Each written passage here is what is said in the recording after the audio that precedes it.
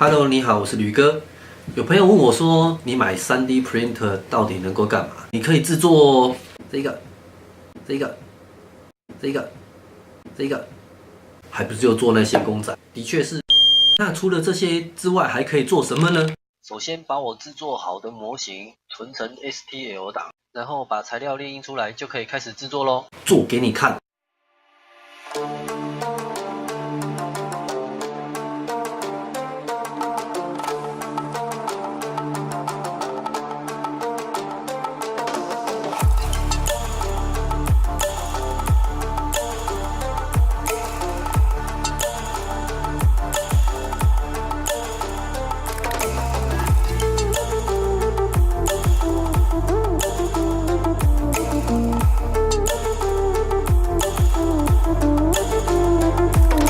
这个就是制作好的Dyson 电风扇啊，没有，只是用它的概念而已啦，用它的想法去做的啊，这为自己做的一个小型的桌上电风扇。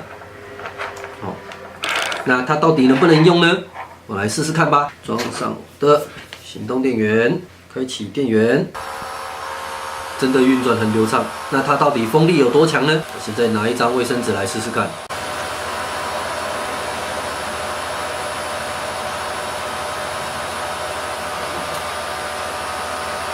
风力虽然没有一般家里面用的大型电风扇那么强，但是在桌上，我设计的这个是桌上型用的电风扇，在桌上用这个风力应该很够。现在寒流要电风扇做什么？